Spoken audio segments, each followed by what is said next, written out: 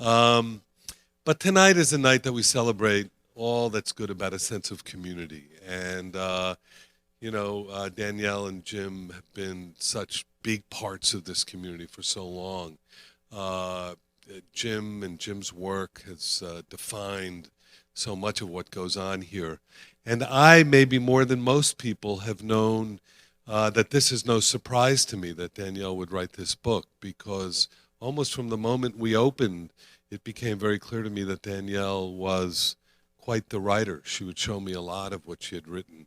And so personally, I feel very, very happy for her and for all of us who are about to read this, that she's been able to finally tell her story in a way that has been garnering amazing reviews all over the place.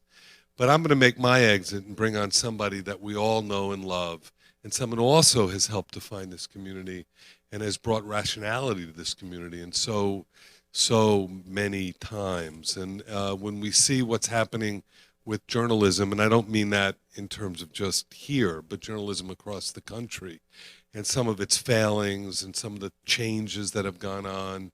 I always remember the time that I grew up as a young bookseller, being here and relying on that remarkable newspaper that was led by the great Dave Lawrence. So please welcome Dave Lawrence.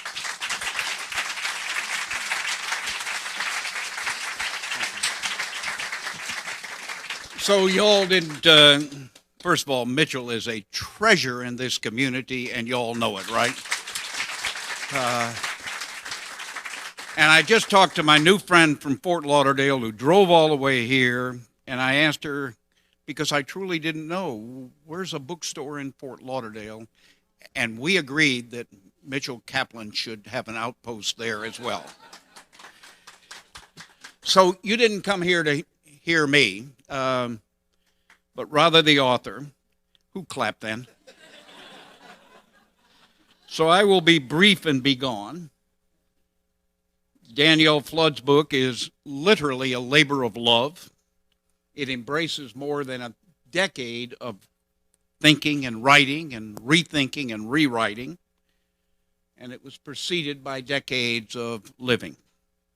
I've known Danielle and Jim Moran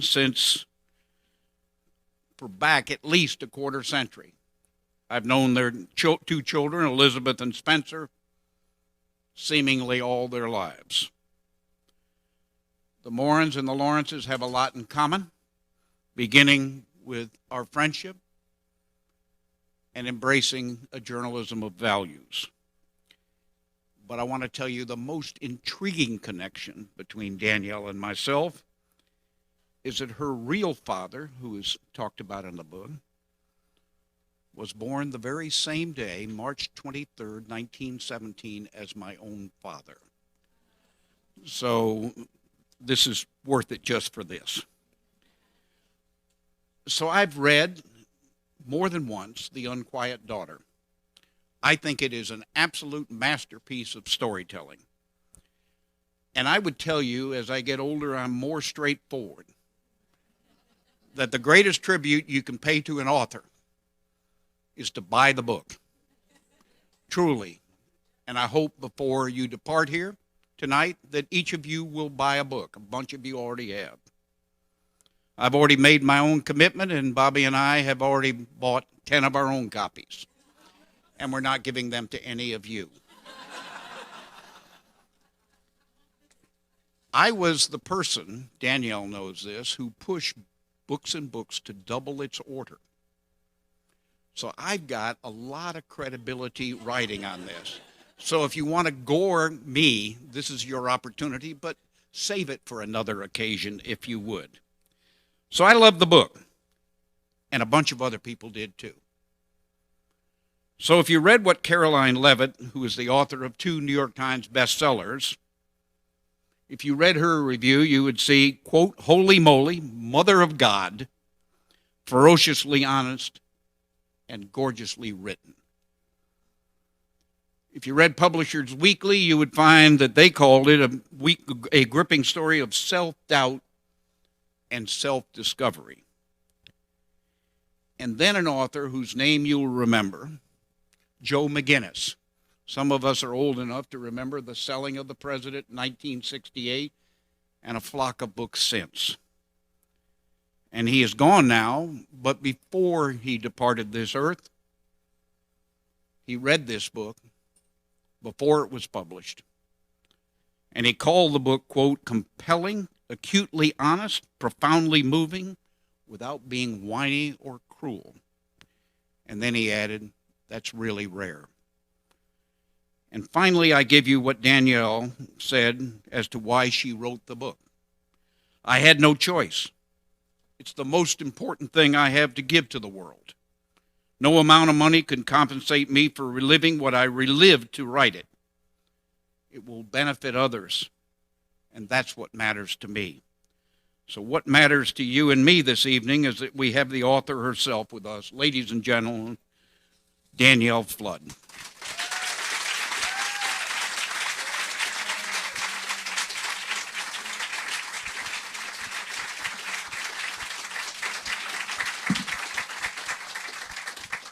Hello, everybody. Thank you so much for coming out tonight.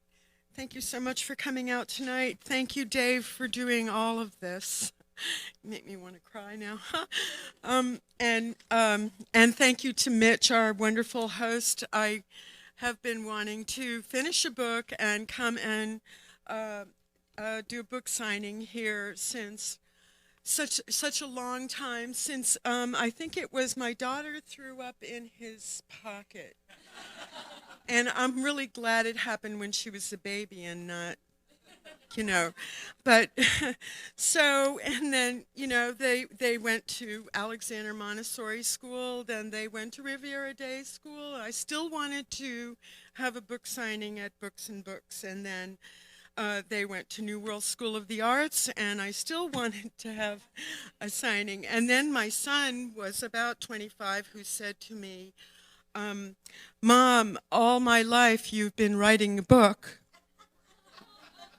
And this was very true. And I was really getting worried that maybe books with the internet, that they would become extinct by the time I got here.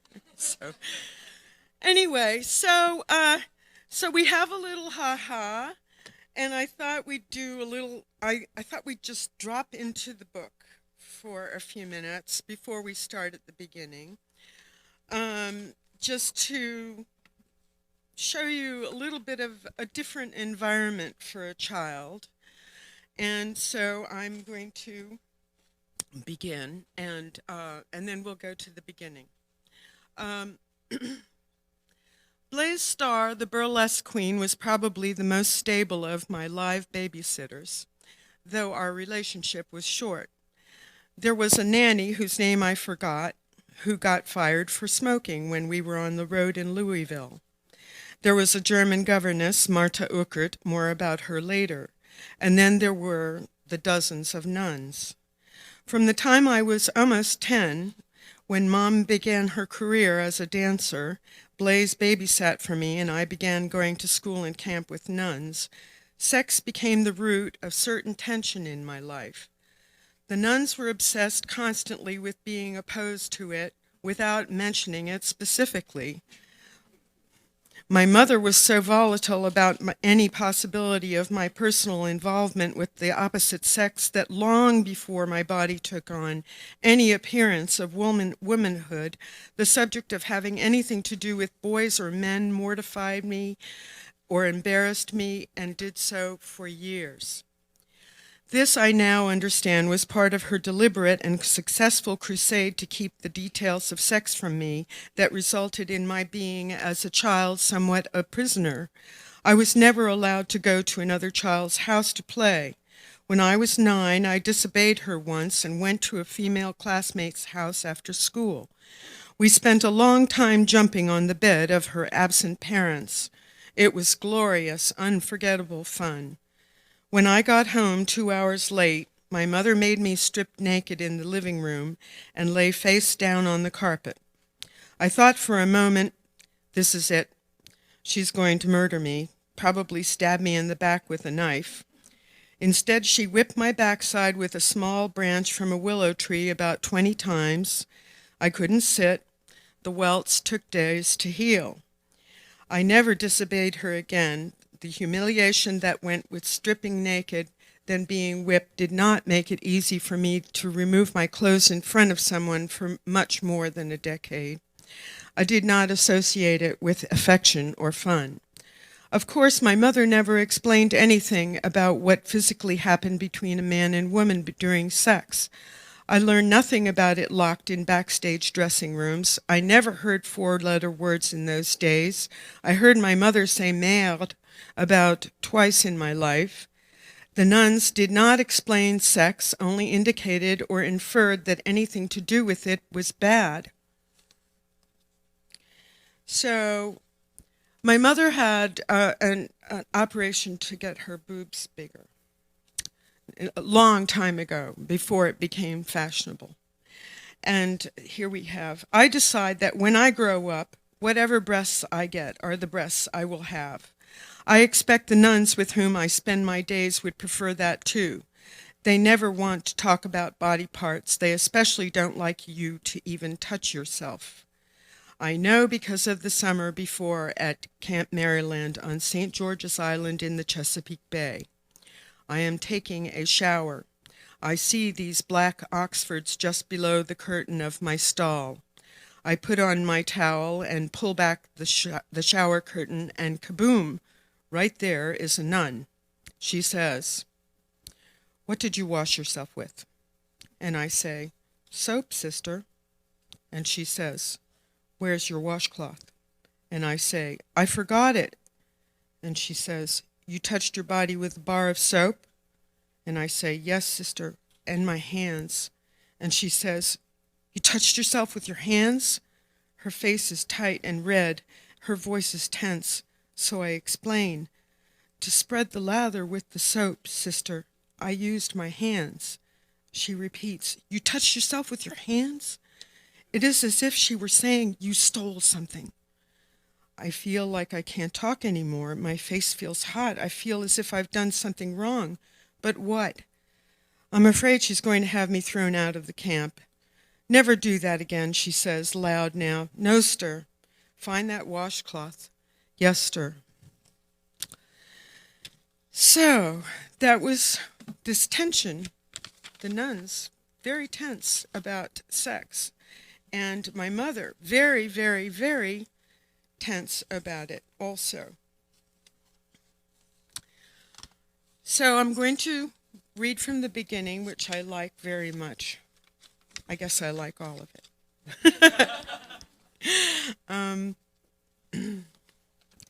I have been looking for home in my house again through these windows that are my eyes. Home comes and goes like thoughts, like the clouds drifting over our slightly wild blue garden.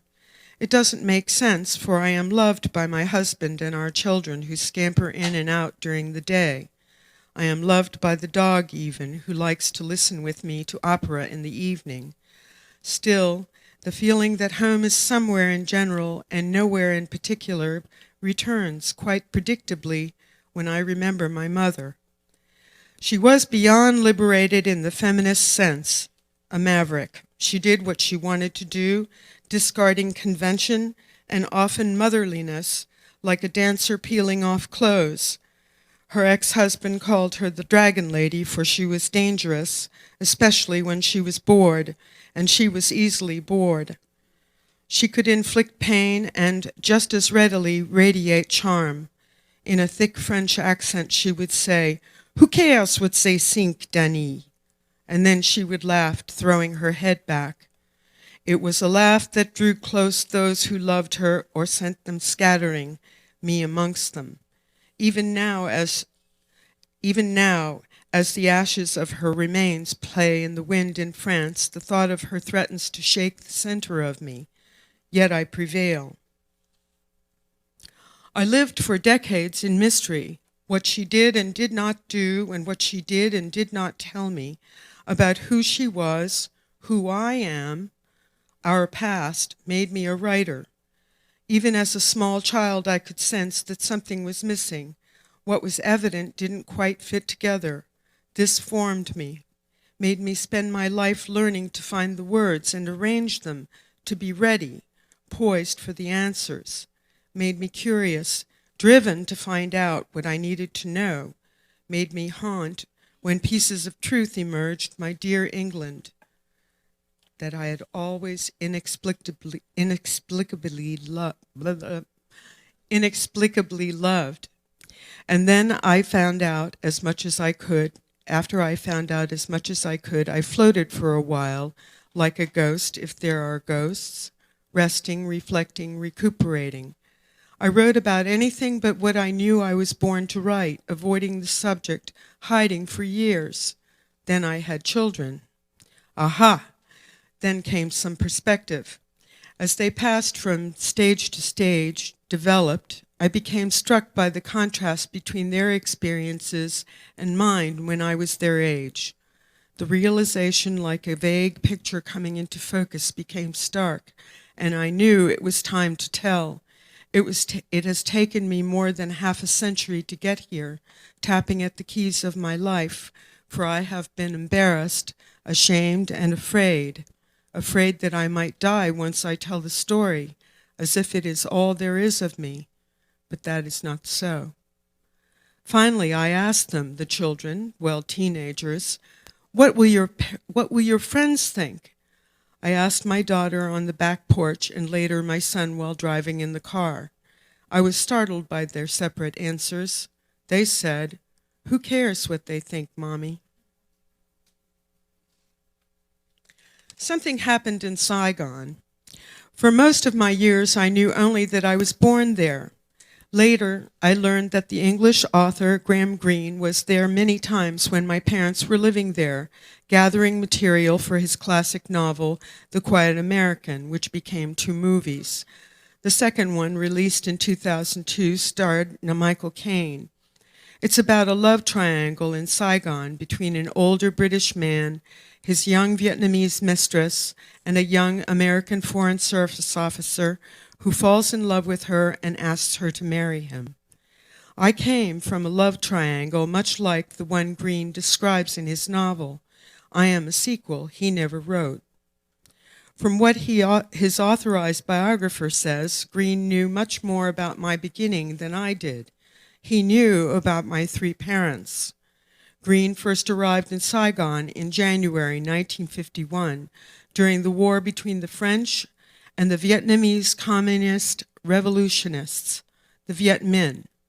Since long before the American war there, what we now know to be Vietnam had been part of French Indochina, which was part of the French Empire, later called the French Union. Since the late 1800s, for the most part, France had ruled Indochine and infused it with its culture, so much so that French was not only the spoken language, it was taught as the primary language in schools. I'll just point out here, my mother grew up in what is North Vietnam, and she didn't know how to speak Vietnamese for 18 years. It's a war story. Vietnamese communist instigated bicycle bombings, grenades exploding in restaurants and sidewalk cafes, and assassinations were common in Saigon at the time. When I was almost 3 months old, the 100th U.S. shipload of military aid to France arrived at the downtown dock there. I'm going to repeat. When I was almost 3 months old, the 100th U.S. shipload of military aid to France arrived at the downtown dock there. When I was in utero, there was a spectacular suicide bomber double assassination outside Saigon. Greene wasn't there for that. The bomber mortally wounded, amongst others, a French brigadier general and a South Vietnamese governor, which at the time was more significant to some than murdering a French editor or publisher, which was also not unusual in those days. Greene left, then came back to Saigon just before I was born, and then again and again. He was very interested in my parents. This is evident because his authorized biographer says Greene heard about them when he first arrived. but also glean new details about them that only someone who had followed their story for the better part of 2 years could know. Because there are so many similarities between what happens in the novel and what happened in their lives, I have long engaged in the unique pastime of comparing my parents to characters in The Quiet American, characters who Green insisted came from his unconscious. The first comparison I made is, Dad was too smart to get murdered. So were his friends at work, some there undercover for the Central Intelligence Agency. Should I read some more? In the beginning of what I remember, we seemed to be a typical American family, Mom and Dad, Evelyn, Patricia, and me, as much as any family can be typical. I mean, we had a lot in common with other American families. But even during the most normal part of our lives, of our years together, I knew something was different.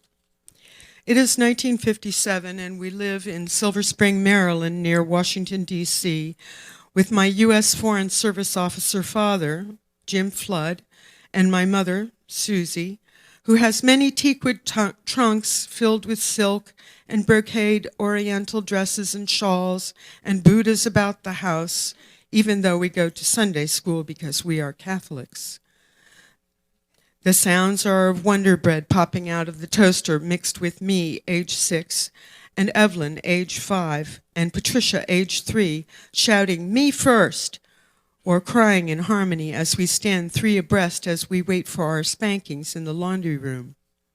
Serious business is how high we can swing in the backyard, getting to watch The Wizard of Oz on TV with a piece of red licorice, and making the biggest snowman, and fighting sleep on Christmas Eve, for we believe with all our might that before long, reindeer will be clomping on the roof.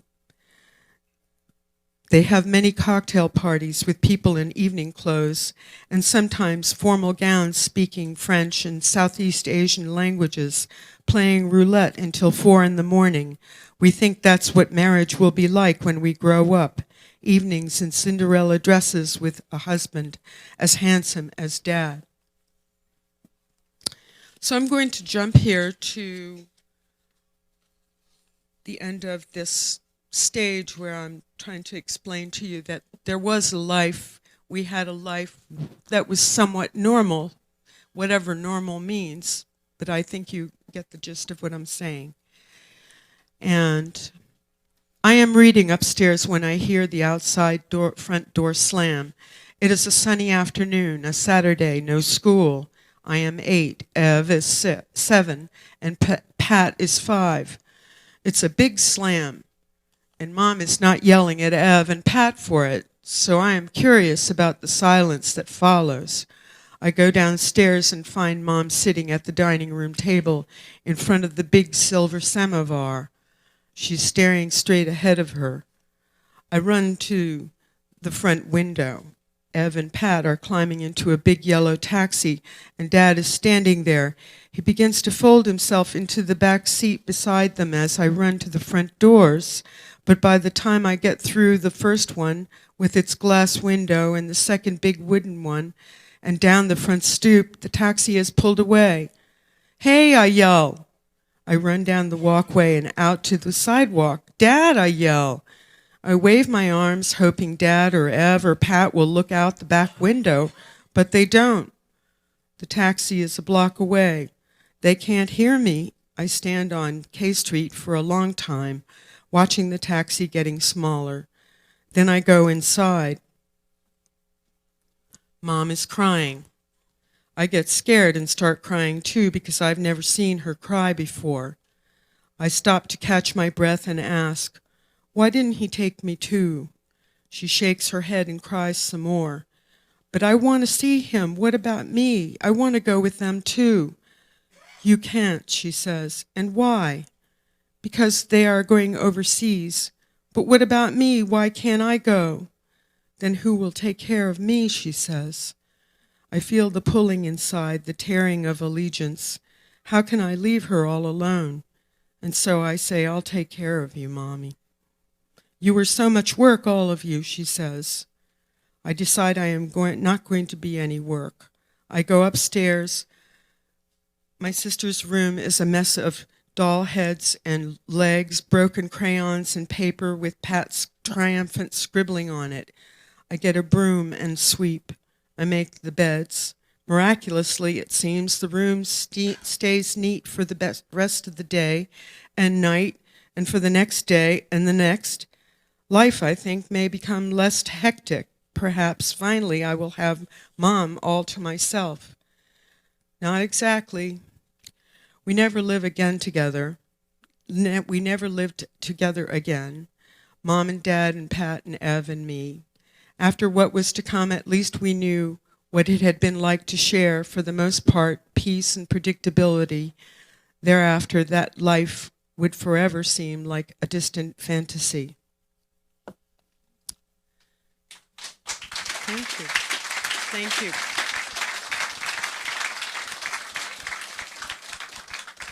Can I read a little bit more? Yeah. My mother lied to me more than once about my real father's identity. I'm not sure which tale affected me the most. The first lie was perpetrated for my first dozen years. I believed Jim Flood was my father from the first time I could remember.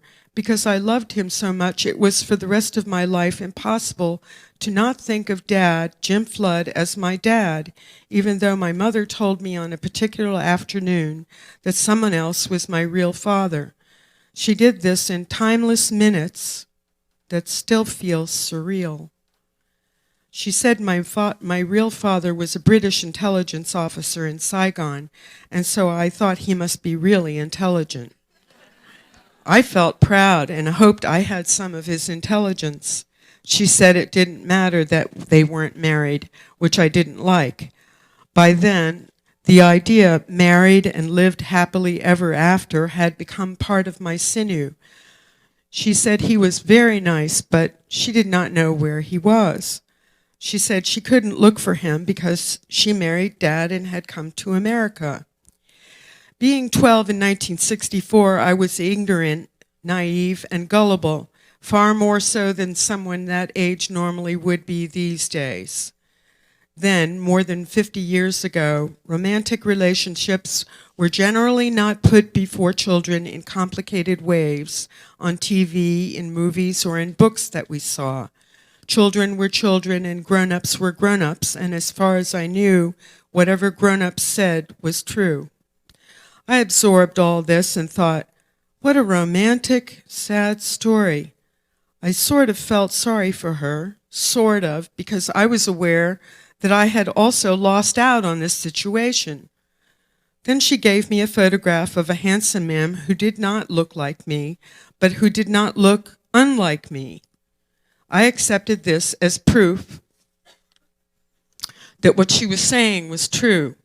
I kept this black and white photo in my jewelry box for almost 20 years. Though it was an insufficient replacement for Dad, it was the most precious thing I owned. For years after that, in Manhattan, in London, in Paris, when I stood waiting for the light to change across the street, I studied men's faces. Looking at them, I would wonder, is it you? I was especially nervous when we traveled, for a year was a long time for my mother to stay anywhere. How could my father find me, I wondered, if I kept being moved around from this school here to that summer camp? I thought, he must be trying to find me. I decided that one day, when I could, I would stay in one place for a long, long time so he could find me. Meanwhile, for 19 years, when I traveled in every city I was in every new phone book, I looked for this man. Nothing. I discovered in the early 1970s that phone books were for free, at least in Manhattan. I ordered gradually, so as not to cause alarm at the phone company, the phone books of dozens of cities in the world. At the most, at one time, I had 73 phone books.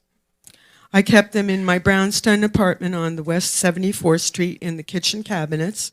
under the bed, in the bookcases, and in a wide basket. They were comforting somehow. I especially liked the Paris phone book, though John Orr was not listed. That was the name of this man. I liked to think he might be living there wearing a beret, saving lives undercover like James Bond. During these 19 years, I coveted other people's fathers, though not in a personal way or with ill will. I never wished someone else's father was my father, but in school, when I saw a friend's father come to a function, I wished I had my own coming to a school play or picnic. Even today, in social situations, when I meet someone's father, I am often silently emotional. I want to say, "What a great guy you are for staying by your son or daughter as long as you have." Later, when I hear of sperm bank conceptions or mothers making the single-parent decision and sometimes not telling the father he is a father, I wonder, why is it that how the child might feel about such a conception appears to be of little or no consideration, as if the child were a pet?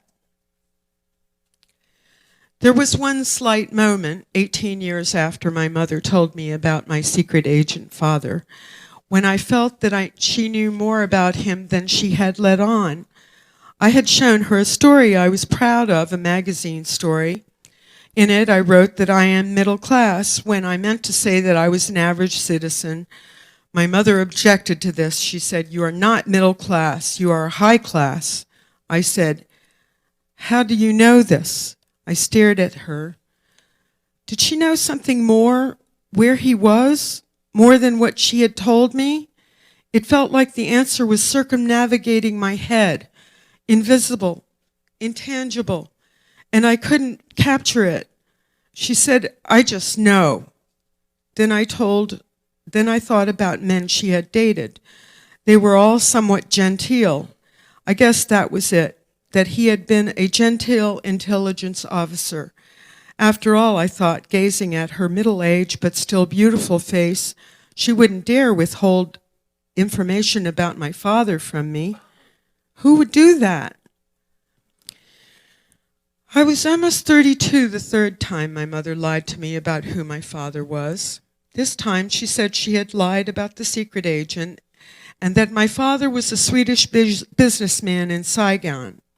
She was not sure about the spelling of his names. She said that she didn't remember his first name.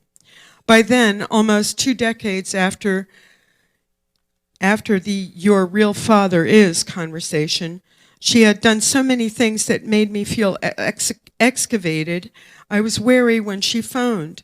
I knew her much better at this point in my life. I knew she was lying again. My mother didn't sleep with just anybody. After the Mexican divorce from Dad, she had a heavy affair with one man and a relationship with another, and they lasted years. I am sure she never slept with a man without knowing his name, rank, serial number, bank account numbers, education, real estate holdings, parents' names, parents' education and real estate holdings, siblings and blue blood ties, ex-wives. Ex-wives were too expensive. My mother would not blink at someone with an ex-wife. So, where's Christina? There you are. It's your turn. Okay. All right. Thank you. Thank you very much. Thank you. My mother's birth certificate was handwritten in elaborate script in French. It says a Chevalier of the Legion of Honor, decorated with the Croix de Guerre, and Chief of Medicine in the hospital in Vinh Nam, in the French colony of Indochine, witnessed the birth of Suzanne Marie Eugénie Clara Julien, the daughter of Aimon Damien Henri Charles Julien, entrepreneur, and his wife, Marie-Jeanne Jarnot, without profession. My grandfather left France in 1896 to serve in the military in the Boxer Rebellion in China and made his life for more than 50 years in North French Indochina as a civil servant and sometime entrepreneur. My grandmother, who was half French and half Vietnamese, had been the tutor to the children of a wealthy French family in Annam when she met her employer's friend and married him. They had 5 children and lived in Tonkin with usually 5 dogs, some pet monkeys and birds, and employed a chauffeur, a cook, 2 gardeners, an ama or several amas, a laundress, a seamstress, and a young servant called Boy. And as an aside, a boy could also be an elderly man. My mother said you had to have many servants because the laundress wouldn't cook and the cook wouldn't clean. She said the test for the cook to work for her mother was a perfectly made baked Alaska. When I was a little girl, my mother told me that when she wanted her shoelaces tied, she called for Boy to do it. Her father hunted with 3 German short-haired pointers. She said the wastebaskets in the house were elephant feet, and the paperweights were rhinoceros tusks. He shot 3 panthers on different occasions who were sometimes drawn to the back of the house by the dogs. My mother helped her older sister, Nicole, cut up the skin of one of the panthers to make a bikini, which their father didn't appreciate. Her brothers said my mother was born headstrong, which didn't mesh with a strict French Catholic household. She and her older sister, Nicole, were sent to boarding school in Hanoi for their teen years to the Couvent des Oiseaux, modeled after the one in Paris. Their mother, Marie-Jeanne, had lived in a convent from the time she was 3 until she was 19. Once, my uncles confirmed, my grandmother went to retrieve the pierced earrings from my mother and her sister after a nun in their school ripped an earring out through another student's earlobe. I knew many nuns of yesteryear, and I doubt they liked the way my mother looked. Barefoot, she was 5'8" and beautiful to the point of inconvenience. Years later, when we lived in New York, it was difficult to walk down the street without some gentleman passing by, stopping, then running back to catch up with her and ask if she would have dinner with him, or if she was a movie star, or if he could have her phone number or autograph, or once in a great while, if she would marry him. She would laugh if she was in a good mood or continue walking as if she'd heard nothing. It was best when going out with her in a heavily populated urban area to quickly shove her into a taxi and then into a building or vice versa. Otherwise, it would take forever to get anywhere. It was easier in Southeast Asia, where we had an entourage of servants, or when traveling, a slew of airline stewardesses to carry us children. And it was easier when we had Dad, who was taller than our mother was in 4-inch heels, and Clark Gable handsome. So after this, I had to try and find my father. This is what the rest of the book and my life was like. And then I had to find out what happened in Saigon, because Graham Greene's authorized biographer had stated in his 3-volume authorized biography of the English writer that my mother was my father's mistress and that he had paid her off. I asked him why he used the word paid, the biographer, and he didn't respond to me. And I actually asked him what his relationship was, what were the details of his authorized biography relationship with Graham Greene, and he said that he didn't have time to invent the wheel. His name was Norman Sherry. Love for you to remember that name, Norman Cherry. So there's a big section at the end of the book that tells you about what really happened in the love triangle that Graham Greene used as a model for the one in The Quiet American. So should I open the floor to questions, or should I? You want to? Okay, good. That's great. Okay, thank you. Thank you very much. Thank you. Yes. I was privileged to read this book last week, and the most wonderful coincidence is here you are. And the book was so wonderful, it's like I'm not a plant in the audience to say this, but it was so good. That's what I have to say. Now, in the book, there's the baby. Yes. The baby was not named. It was a sibling of yours. Yes. What was the circumstance of that baby who grew up and you didn't want to out that person by name? Oh, it's your question that why did I not want to out the baby? Because first, I'm a journalist first, and I was classically trained at Columbia School of Journalism, and we took ethics, and we were trained, we have in memoir, you have the bumping of two issues. One is freedom of speech, and one is the right to privacy, and you just can't write a story, you just can't write a book about your life that just because somebody was in your life with you, it doesn't give you the right to tell everything about them, who they are, whether or not their father might have accepted them or recognized them, whether or not that person was a man or a woman. You just have to, you have to respect people's privacy. I had a professor in the book, Lou Bacardi. I actually went to him and I said, okay, this is many decades after I knew you. I want to write about what you taught me, how we met, what you did for me, but I can't do that without asking your permission, because you didn't know back then that I was writing about you. And when you write something about somebody, you need to tell them, I'm writing about you. So, yeah, right? Judy? I see you. She's a judge, She knows about this stuff. So, do we have some other questions? Well, yes? So, I literally finished the book yesterday. Yes. But there's your husband is in the book when you're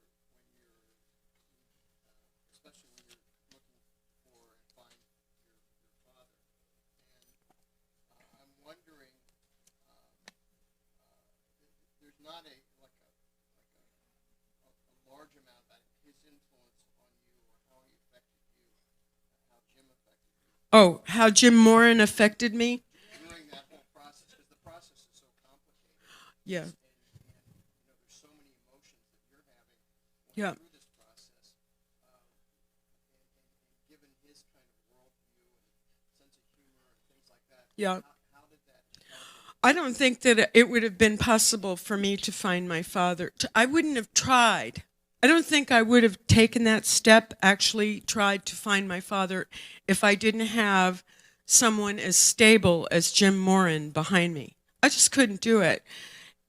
It was too much. It was too many rocky boats for too long. And I made all my decisions.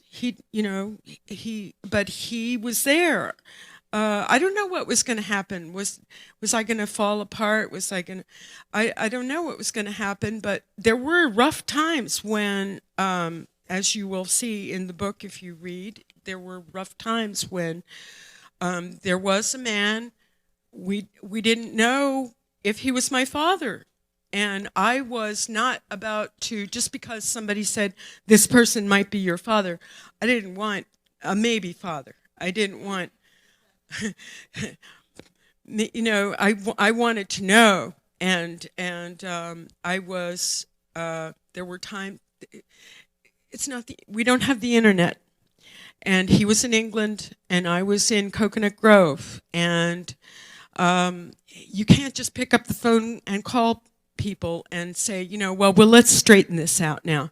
It doesn't happen like that. It happens when this 66-year-old man wants to, and so that's I needed somebody as stable as Jim Moran, and I was very lucky. I think he was my gift from God. So, do you have any other questions? What are you laughing about? Yes?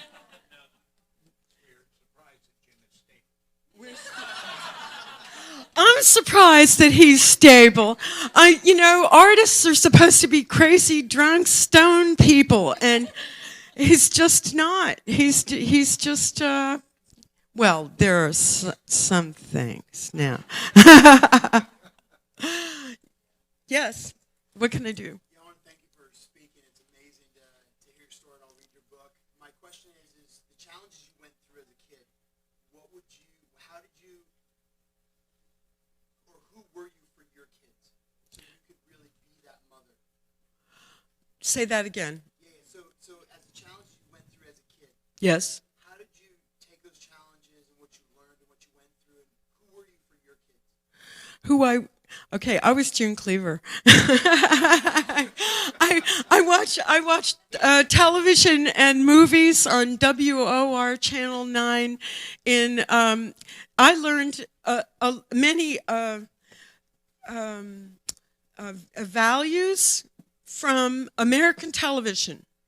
I came here speaking Chinese, and I learned, when I was left alone all those years, I watched WOR on Channel 9 in New York. They used to have the greatest old movies, and nobody did mean things to people really bad. It was just, I just learned from the television. I learned from June Cleaver how to do it, and I learned from my in-laws. I learned from Elizabeth Moran, my mother-in-law, rest in peace, and my father-in-law. They were parents to Jim Moran and his two brothers for life. Not until they're 18, not until they're 21, but they wanted to be for life. And so I watched them bewildered and amazed and happy. And I was just very grateful to have them as role models, too.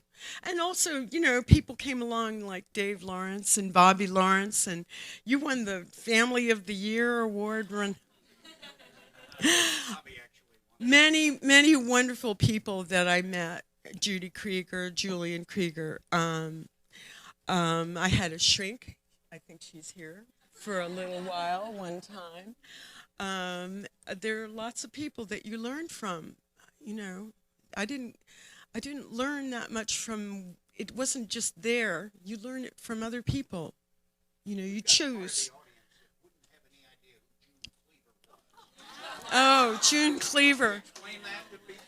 Well, there was this little boy. There was a television show called Leave It to Beaver, and thank you, Dave. And he was kind of always getting into trouble, and but he was very harmless kid and ran around wearing a horizontal striped T-shirt with what do you call those? Overalls, okay. And she was a lady who seemed to never get mad, always be calm. She was always calm. I was she was surreally, really not real. Was she real? No, she acted like Bobby. Bobby's always calm. She's always calm, wearing an apron, baking cookies, happy with her life. She was happy with her life, her simple life. I like simple. Yes.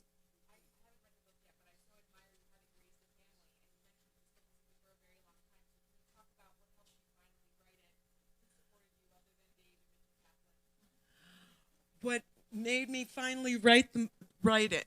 What made me finally write it? Well, I found out. Okay, 9/11. When 9/11 happened, I had three uncles. I knew that I had to find out what happened in Saigon. I needed to know. I at that point I knew who my father was, but I needed to know what was going on between them. But, my mother was paid? No, no. Something was, I had to find out what was going on. To find out, I had to ask my uncles what they knew, and I had to have these photographs. This is my mother. She became an exotic dancer, but this is her. She was raised as a Catholic, and she had her confirmation and another veil, and this is so. Right after 9/11, I don't know if you recall, but I remember very well that the 6 weeks after 9/11, there was a possibility that we were not going to be able to go over to Europe easily. It wasn't going to be as easy as getting your passport and buying a ticket. We didn't know. And so I said to my daughter, I need to go and find out this stuff and so once I knew that there was a possibility that I could never get the information, I decided that I had to, because I'm stubborn, very stubborn person to get to do all of these things. And so that was why it was 9/11, and I decided to go and get this information. And then I started researching it. I found the Foreign Service List. Do you know what the Foreign Service List is? It's a publication that, thank you to the University of Miami, they had it there. It's a publication that listed the names of all the Foreign Service officers and staffers in all the legations, consulates, and embassies all over the world where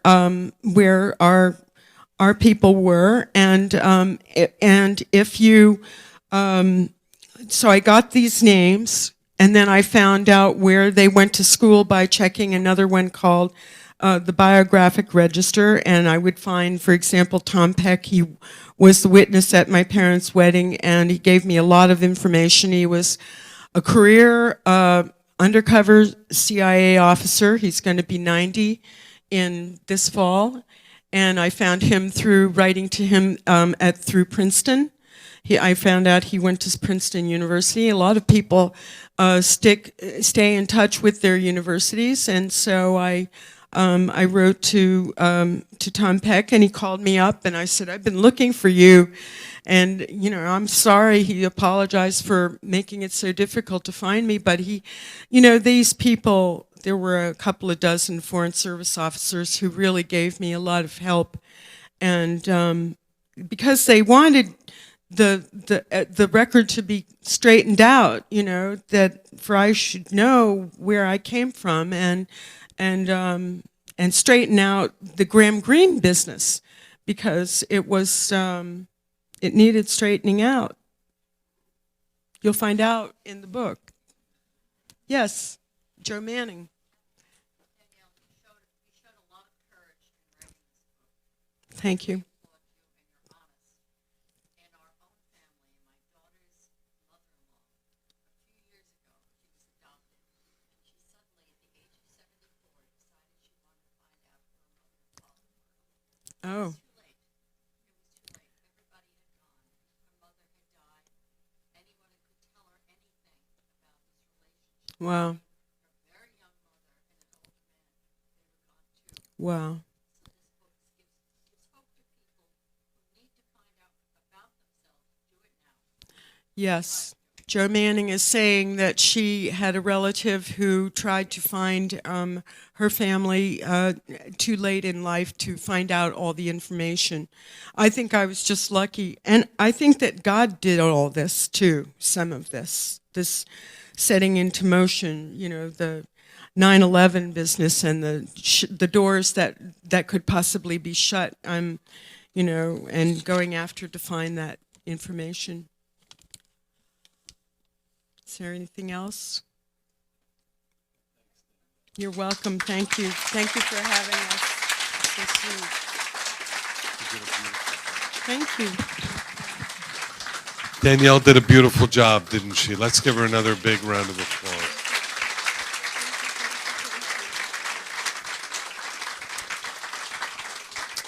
And now we get to the good part that Dave was talking about, and that is that if you don't have a book, you can buy a book over on that side, and Danielle will be right over here signing them.